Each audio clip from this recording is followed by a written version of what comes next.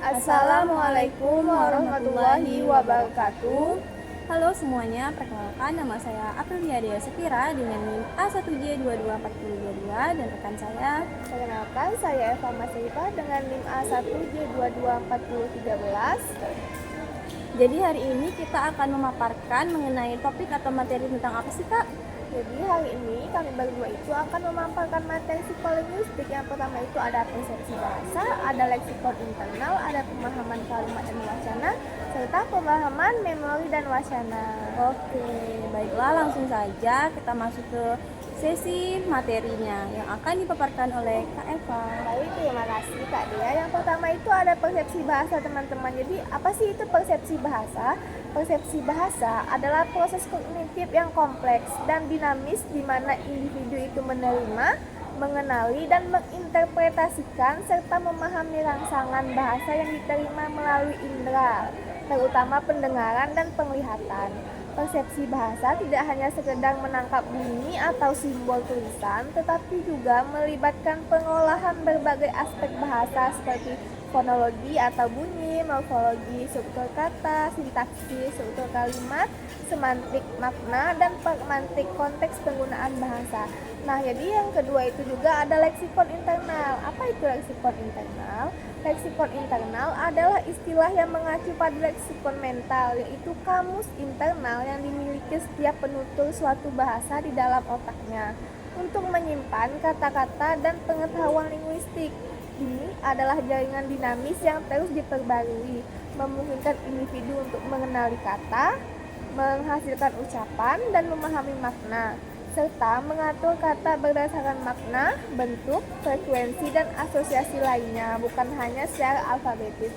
Nah, jadi itu saja ya dari saya tentang persepsi bahasa dan leksikon internal. Untuk selanjutnya, pemahaman kalimat dan wacana serta pemahaman memori wacana akan dijelaskan oleh rekan saya, Dea. Baik, terima kasih ya Kak Eva. Saya akan melanjutkan materi yaitu mengenai pemahaman kalimat serta memori. Cakupan pertama dalam psikolinguistik yaitu pemahaman bahasa. Kaup dalam Suherdi 2014 mengemukakan bahwa pemahaman dapat dibedakan menjadi dua kategori. Yang pertama yaitu definisi sempit dan definisi luas. Dalam konteks sempit, pemahaman diartikan sebagai proses mental yang berlangsung pada individu ketika mereka mendengarkan suara dan berusaha untuk menginterpretasikan maksud yang ingin disampaikan oleh pembicara. Sementara itu, dalam konteks yang lebih luas, pemahaman tidak berhenti pada interpretasi awal tersebut. Interpretasi yang dihasilkan digunakan untuk berbagai tujuan yang praktis. Selanjutnya itu ada pemahaman dan memori wacana. Banyak penelitian telah membahas fungsi memori dalam bagian tertentu dari proses berbahasa, namun ada perbedaan dan literatur yang membahas hubungan antara berbagai jenis memori. Memori kerja, memori jangka panjang, dan memori semantik dengan berbagai tingkat proses bahasa. Nah, jadi itulah materi yang kami sampaikan. Berikut adanya kesimpulan mengenai materi ini yang akan dibacakan oleh Eva. Ya, baik ya. Jadi semua materi sudah dijelaskan oleh kami semua yang akan dilakukan oleh sesi kesimpulan. Jadi kesimpulannya adalah persepsi bahasa adalah proses kognitif yang kompleks untuk memahami bahasa melalui indera. Leksikon internal itu menyimpan kata dan makna secara dinamis, sedangkan pemahaman bahasa mencakup interpretasi awal dan penggunaan praktis, lalu memori itu berperan penting dalam transmisi bahasa. Baik, teman-teman semuanya, berikut adalah sesi materi dari kami berdua. Selanjutnya kami akan memasuki sesi diskusi. Jadi Kak Eva nih, setelah kita berdiskusi sedikit mengenai memori wacana ya Kak ya. Apakah Kak Eva nih ada pertanyaan yang akan disampaikan? Tentunya kita masih kayak bingung mungkin apa sih itu memori wacana, apa sih pemahaman, apa sih itu kan? Ya tentu ada dong ya. Tentu setelah ini kita pasti tuh timbul pertanyaan-pertanyaan yang gimana gitu, kayak masih ada yang kurang paham gak sih dari penjelasan kita. Jadi tuh pasti saudari Dea juga ada pertanyaan Iya, kan. tentu Jadi saja, dari kita kan? nih siapa kira-kira yang mau lebih dahulu melontarkan pertanyaan? Oke, boleh kepada Kak Eva dulu yang ingin bertanya. Oke, jadi di sini ya saya akan bertanya. Terus, nah ini pertanyaan saya yang pertama ya. Saya menyimpan banyak pertanyaan loh ini. Oke. Mohon siap-siap untuk menjawab pertanyaan dari saya. Jadi pertanyaan saya yang pertama itu, apakah latar belakang individu ini seperti logat ataupun aksen itu dapat serta pengalaman berbahasa suatu individu itu apakah dapat mempengaruhi persepsi bahasa individu tersebut, Kak Dea? Oke, baik. Saya akan menjawab pertanyaan dari Kak Eva nih mengenai latar belakang individu. Jadi nih Kak ya, tentunya sangat berpengaruh ya latar belakang individu itu. Karena apa? Karena aksen ataupun logat ini dalam pengalaman berbahasa ya, itu membentuk cara seseorang dalam mendengar serta memahami dan juga menafsirkan bahasa. Misalnya nih, ketika seseorang yang terbiasa mungkin dengan dialek daerahnya tertentu mungkin lebih dapat mengenali ataupun memahami kata-kata yang diucapkan dengan logat tersebut. Sementara orang yang mungkin membutuhkan waktu lebih lama, pengalaman berbahasa juga mempengaruhi kepekaan fonologisnya atau pendengaran bunyinya dan interpretasi makna suatu kata ataupun kalimat. Jadi menurut saya latar belakang itu sangat mempengaruhi ya Kak persepsi bahasa seorang individu tersebut. Itu kayak misalkan kalau misalkan tidak paham gitu bisa menimbulkan makna yang lain begitu Iya. ya. Jadi itu mempengaruhi sekali ya logat dan aksen itu tadi. Iya. Angka lebih baiknya kita tuh menggunakan bahasa Indonesia dengan baik yang benar lah ya, supaya walaupun dengan yang berbeda daerah kita tetap paham gitu. Ya baik, terima kasih Kak Dea. Boleh kan saya mengajukan pertanyaan lagi? Boleh. Nah, yang pertanyaan saya yang kedua itu tentang leksikon internal nih Kak. Jadi bagaimana perkembangan masa individu anak-anak ke masa dewasa itu mempengaruhi leksikon internal? Oke. Apakah leksikon internal yang terdapat di masa kanak-kanak tak bertahan di otak hingga mereka dewasa atau terjadi banyak penghilangan nih Kak? Karena kan leksikon itu kamus Iya, kata-kata iya, di dalam otak ya kan? Ya baik ya Kak, saya akan sedikit menjelaskan nih.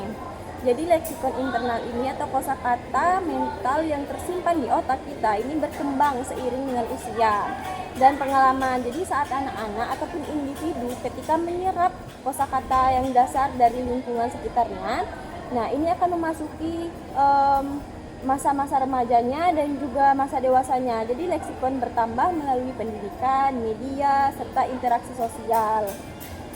Nah, sebagian besar leksikon ini pada masa kecil tetap bertahan, terutama yang sering digunakan, tetapi beberapa kata ataupun bentuk bahasa yang jarang digunakan bisa terlupakan atau tergantikan oleh istilah baru. Jadi prosesnya itu bukan penghilangan total, tetapi penyempurnaan dan juga penyesuaian terhadap konteks sosial dan juga kebutuhan komunikasi. Begitu Kak Eva. Berarti tidak terjadi penghilangan total ya. Iya. Tetap masih ada gitu, bertahan lah dia. Cuman tuh kayak penyempurnaan lah gitu kan. Iya, betul Kalau sekali. yang jarang digunakan tuh ya mungkin akan hilang, tapi tidak semuanya. Iya. Baik. Ya, Apakah ada lagi Kak Eva pertanyaan yang akan diajukan? masih ada 3 pertanyaan nih Kak Dea. Jadi Boleh. dalam pertanyaan saya selanjutnya itu dalam penggunaan bahasa sehari-hari nih, bagaimana hubungan antara proses pemahaman kalimat dan kapasitas memori itu? Jadi bagaimana itu Kak Dea? Oke, kapasitasnya ya Kak ya. Jadi di dalam pemahaman kalimat kita ini sangat bergantung pada yang namanya kapasitas memori ataupun working memory ya Kak ya. Jadi saat seseorang membaca ataupun mendengarkan, terutama mendengarkan ya, ataupun membaca kalimat, nah otak ini menahan informasi sementara. Jadi di memori kerja untuk berkaitan dengan subjek, predikat, objek, dan juga konteks maknanya. Jadi jika kapasitas memori kerjanya terbatas, maka seseorang mungkin sulit memahami kalimat yang panjang serta kompleks. Karena apa? Karena dengan kata lain, semakin baik kapasitas memori kerja seseorang, maka semakin efisien pula ia dalam memahami serta menyusunkan makna dan kalimat yang ia dengar ataupun yang ia baca. Nah, begitu Kak Eva. Berarti kapasitas memori ini sangat penting ya untuk kita memahami Iya, kalimat, tentu. memahami ucapan, itu memahami banyak lah ya. Jadi wah sangat penting sekali untuk kehidupan kita sehari-hari. Untuk mengingat mungkin apa yang sudah kita dengar terlebih dahulu, apa yang sudah kita baca. Oke, baik-baik Kak Dea. Baik, selanjutnya Pak masih ada nih Kak Eva. Masih 2 pertanyaan Wah, terakhir. sepertinya sangat banyak sekali Iya. pertanyaan-pertanyaannya. Ini masih berkaitan dengan memori dan ya. Oke. Jadi pertanyaan saya selanjutnya ini, bagaimana memori jangka pendek dan juga jangka panjang mempengaruhi proses pemahaman dan produksi wacana? Oke, baik. Iya. Jadi nih Kak Eva ya, menurut saya nih, memori jangka pendek berfungsi menampung informasi sementara. Nah, misalnya nih saat memahami suatu kalimat dalam percakapan, ia itu menyusun, membantu struktur kalimat serta menghubungkan kata satu dengan yang lainnya. Nah, di dalam memori jangka panjang, mereka ini menyimpan pengetahuan bahasa, tata bahasa, serta pengalaman komunikasi yang menjadi dasar untuk memahami makna yang lebih luas dalam wacana. Nah, dalam produksi wacana nih Kak ya, kita berbicara mengenai menulis misalnya. Seseorang menarik informasi dari jangka panjang atau kosakata ataupun struktur bahasanya nih, lalu memprosesnya melalui memori jangka pendek untuk menyusunnya ujaran yang sesuai dengan konteks, begitu Kak Eva. Memori jangka panjang dan jangka pendek itu yang berhubungan dengan kerjasama Iya, dalam betul. pemrosesan wacana. Jadi menulis wacana itu menyusun kata-kata itu dari memori jangka panjang, lalu memori jangka pendek. Oke, baik. 1 pertanyaan terakhir lagi nih, Wow, Kak pertanyaannya Dea. sangat banyak sekali ya. Iya. Nah, jadi saya kan sudah mempunyai pertanyaan satu tadi tentang persepsi bahasa, tentang leksikon, memori kalimat, memori wacana. Jadi saya akan merangkum ke semua materi saya di pertanyaan kali ini. Sangat Jadi, menarik sepertinya pertanyaannya ya. tentu. Jadi apakah persepsi bahasa, leksikon internal, pemahaman kalimat, dan memori serta pemahaman wacana itu saling berhubungan? Jika mereka berhubungan, nah bagaimana mereka itu saling mempengaruhi satu sama lain? Oke. Ya, nih Kak Eva ya. Semuanya saling berhubungan karena dan membentuk suatu sistem kognitif berbahasa. Jadi hubungannya dapat dijelaskan dari yang pertama ini persepsi bahasa, yang mana memicu pengenalan bunyi, makna dari input yang diterima. Hasil persepsi ini diolah dengan leksikon internal, Kak. Jadi kumpulan makna dan kata yang sudah tersimpan di otak, pemahaman kalimatnya tergantung pada kemampuan memori bekerja. Jadi untuk menahan serta menggabungkan informasi dan persepsi dan juga leksikonnya ke memori jangka panjangnya nih Kak, yang mana mereka ini menyimpan aturan dan juga pengalaman berbahasa yang digunakan kembali dalam memahami wacana. Jadi keseluruhan dari pertanyaan Kak Eva tadi itu berkontribusi terhadap pemahaman wacana, yaitu mengenai kemampuannya untuk memahami makna secara utuh serta konteks di dalam percakapan ataupun membaca, begitu Kak Eva. Jadi mereka itu semuanya saling berkontribusi ya, dari persepsi bahasa dia mendengarkan, lalu leksikon dia tuh mengeluarkan kata-kata yang sesuai dengan apa yang kita dengarkan tadi, lalu dia membentuk kalimat, membentuk wacana. Baik, terima kasih Kak Dia. Jadi ya mungkin saya sudah sangat paham tentang apa semua ini. Jadi terima kasih Kak Dea atas jawaban dari pertanyaan-pertanyaan saya. Nah, saya sudah bertanya dan selanjutnya ini Kak Dea gitu. Jadi apakah Kak Dea ingin bertanya kepada saya mengenai materi-materi ini? Iya dong, masa Kak Eva saja yang bertanya? Saya kan juga mau bertanya. Boleh. Baik, ini pertanyaan saya. Tadi kan Kak Eva juga mengajukan 5 pertanyaan ya. Jadi saya juga akan mengajukan 5 pertanyaan. Aduh, membalas ya ini. Iya dong, kan biar fair gitu kan.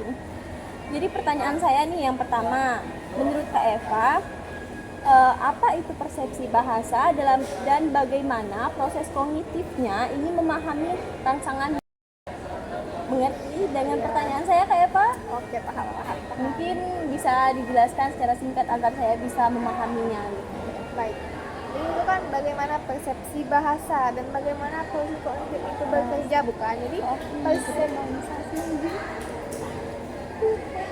Jadi persepsi bahasa itu seperti yang saya jelaskan tadi adalah proses mental saat seseorang menerima rangsangan seperti suara atau tulisan. Nah, yang masuk melalui indera, terutama indera penglihatan dan pendengaran, ya kan? Nah, jadi bagaimana proses kognitif ini bekerja? Proses kognitif ini bekerja itu dengan cara mengumpulkan, menafsirkan, dan memahami rangsangan ini. Nah, lalu ia menghubungkan ke dalam otak dengan makna yang sudah dikenal buat dalam otak tadi. Jadi saat kita mendengar ataupun membaca suatu bahasa, otak kita itu aktif mengolah informasi untuk menangkap maksud dan arti dari kata-kata atau kalimat tersebut. Misal itu kan, kakak itu membaca sebuah kata apel, atau saya mengucapkan kata apel nih. Nah, jadi otak itu memproses rangsangan yang didengar oleh suara tadi, mendengar melalui telinga tadi, ya kan, mendengar kata apel. Nah, lalu otak memproses suara tersebut, Kak, dan menyatukannya dengan gambar buah apel di dalam otak yang sudah kita kenal sebelumnya. Nah, begitu Kak Dea. Jadi gimana? Baik Kak Eva, terima kasih atas jawaban serta contohnya yang sangat-sangat detail sehingga saya memahami bagaimana proses bahasa dan proses kognitif itu melalui rangsangan berbahasa, ya Kak ya. Baik, selanjutnya saya ingin memaparkan ataupun menanyakan nih Kak mengenai yaitu peran leksikon internal dalam memahami dan juga menghasilkan bahasa. Oke, ini tentang leksikon ya Kak. Jadi sudah dijelaskan juga, leksikon itu adalah kamus kata-kata dan juga informasi makna yang tersimpan di dalam otak seseorang. Jadi saat kita ini berbicara ataupun memahami suatu bahasa, otak itu mengambil kata-kata yang terdapat dalam leksikon tadi untuk menyusun kalimat yang masuk akal. Nah, leksikon itu membantu kita mengenali kata, memahami arti dari kata tersebut, dan menggunakan kata yang tepat saat kita berbicara. Misalnya dalam kondisi seperti ini, itu saya merasa lapar begitu kan. Jadi otak saya bekerja dari leksikon ini untuk mengeluarkan kata-kata yang tepat supaya dia memahami gitu apa yang saya ucapkan. Saya lapar, itu saya mengucapkan saya mau makan. Jadi setelah disusun oleh leksikon internal, saya sebutkan baru makan. Jadi jelas gitu, saya mau makan, bukan mau makan saya atau saya. Jadi kata-katanya itu sangat tepat ya Kak, Iya. agar maknanya juga sesuai konteksnya. Agar dipahami juga oleh lawan bicara. Ya. Jadi begitu. Selanjutnya nih Kak, saya ingin menanyakan mengenai hubungan pemahaman kalimat dan juga fungsinya dalam memori. Oke, baik Kak Dea. Jadi tuh memori itu tentunya ya membantu kita itu untuk mengingat kata, aturan bahasa, dan konteks yang dipakai dalam kalimat. Nah, saat memahami kalimat, otak itu menyimpan dan mengolah informasi kata demi kata agar bisa memahami makna kalimat tersebut secara lengkap. Nah, memori kerja itu juga berperan untuk mengingat bagian-bagian kalimat yang sudah dibaca atau didengar untuk memahami keseluruhan maksud.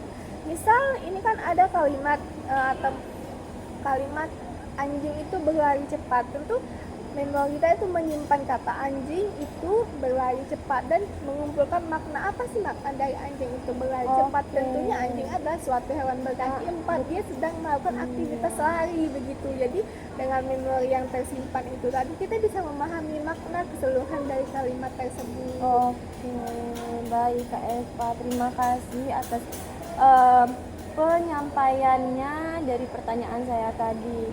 Kira-kira nih pertanyaan selanjutnya menurut Kak Eva, saya akan menanyakan tentang apa nih? Apa ya? Apakah juga tentang kalimat, memori, ataupun wacana? Baik, pertanyaan saya selanjutnya ini mengenai wacana dong. Kan kita juga membahas nih mengenai wacana kan tadi kan. Jadi saya ingin menanyakan menurut Kak Eva nih, mengapa pemahaman wacana ini lebih kompleks daripada kalimat. Oke, tentang wacana ya. Jadi kita harus tahu dulu kan wacana itu apa? Jadi wacana itu adalah rangkaian kalimat yang membentuk sebuah cerita ataupun pembicaraan. Jadi memahami wacana itu tidak hanya seperti memahami kalimat satu persatu, tetapi juga menghubungkan makna antar kalimat, mengenali konteks, juga menyimpulkan pesan yang tersirat.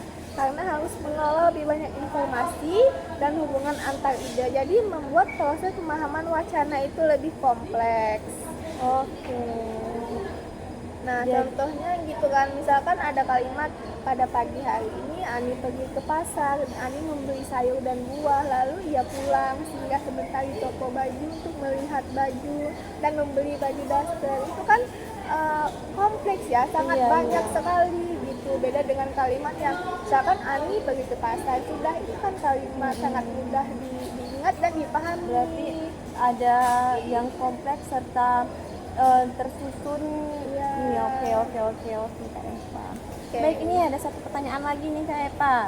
Oke, Mengenai perbedaan dan hubungan pemahaman kalimat dan juga wacana. Oke, jadi perbedaan dan hubungan pemahaman kalimat dan wacana ya. Iya. Jadi pemahaman kalimat tuh hanya fokus pada artinya saja atau arti kalimat tunggal, termasuk kata dan strukturnya.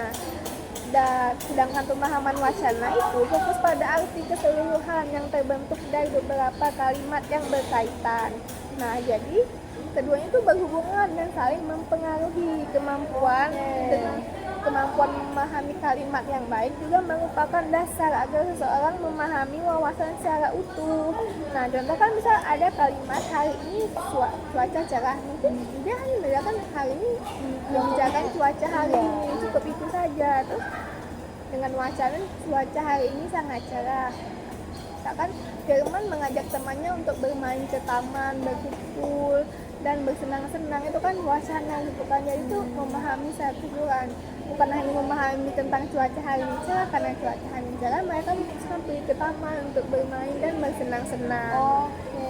Jadi begitu Kak Dia. Jadi bagaimana nih Kak Dia tentang diskusi kita hari Wah, ini? Apa sudah paham? kita hari ini walaupun singkat tapi cukup Bermakna lah Iya, ya. betul Semoga sekali. memberikan pengetahuan juga kepada yang menonton Iya. video ini. Jadi sekian pemaparan materi dan juga diskusi dari kami berdua. Kami akhiri dengan wassalamualaikum warahmatullahi wabarakatuh.